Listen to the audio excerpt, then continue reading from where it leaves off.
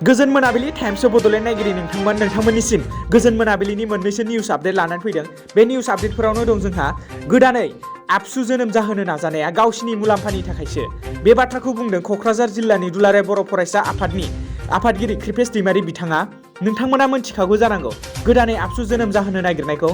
बेखौ लानानैनो दिनै क'क्राझार जिल्लायाव खुंनाय क'क्राझार जिल्ला दुलाराय बर' फरायसा आफादनि खुंगा 53थि थान्दै जख'न्थाइ मेलाव बाहागो लाना जा गोदानै आबसु जोनोम होनो नाजादों बियो गावसिनि मुलाम्फानि थाखायसो होनना फोरमायदों क'क्राझार जिल्लानि दुलाराय बर' फरायसा आफादनि आफादगिरि कृपेश दैमारी बिथाङा।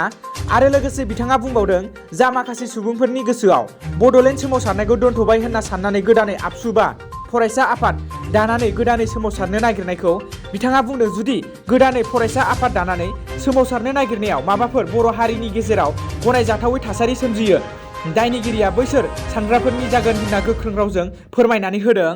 नोंथांमोनाथ' सोरबा बे भिडिअखौ ससियेल मिडिया बा फेसबुकफोराव नुनो मोनखाबाय जानांगौ।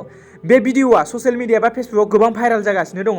बेवहाय गोबां हांसोफोरानो ज'यै हानजा सुरनायखौ नुनो मोन्दों जेन माबा मोनसे जाहोननि थाखाय धरना होदों ना मागो दमासि सफैनायखायसो सुबुंफोरजों जाजानो गिना धरना होदों नामा, बे मोनसे कमेडियै मोनसे सोंलु आरोना। जेखियानो जाया मानो बे नुथायखौ नुनानै जोबोद गोजोननाय मोन्दों। मानो होनोब्ला हांसोफोराबो जमा धरना होनाय बायदिनो हान्थिनायखौ नुनो मोन्दों।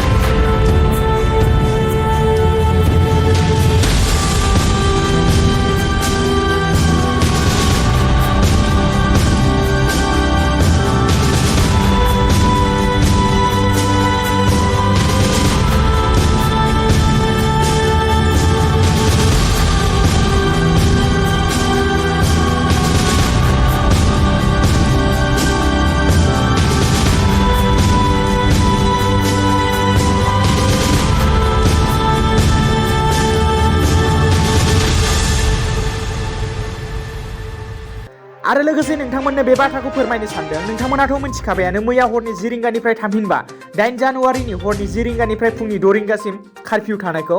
दायो आं नोंथांमोननिसिम फोरमायनो साननाया बेनोदि जिहेतु मागोआव थामहिनबा मागोनि 1 अक्ट'नि सिगाङाव हरनि समाव जोंनि समाजाव पार्टि जाना अखानायै बेलागुर सावनाय खान्थि दं।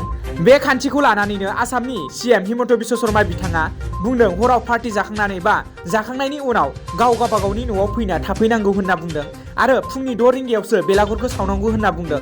नाथाय मोनथिया बे आयेनखौ गामि ओनसोलाव फालिगोन ना फालिया, थेवबो नोंथांमोननिसिम फोरमायनानै होबाय।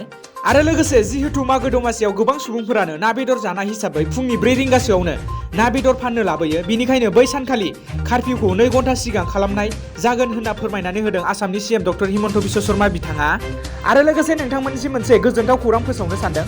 बे खौराङानो जादों जायफोरा कनस्टेबल एबि एबा इउपि कनस्टेबल एपिआरअ आरो fire and emergency services constable एबा गार्डमेन डिजिसिडि आरो CGSC नि एग्जाम होनो होनना पस्टनि थाखाय एप्लाइ खालामदोंमोन बिथांमोननि रिटेन एग्जामखौ फेब्रुवारियाव खुंनाय जागोन होनना फोसावनानै होबाय। दासिमनि खौरां फोसावनाया एसेनोसै। गोजोन्थों।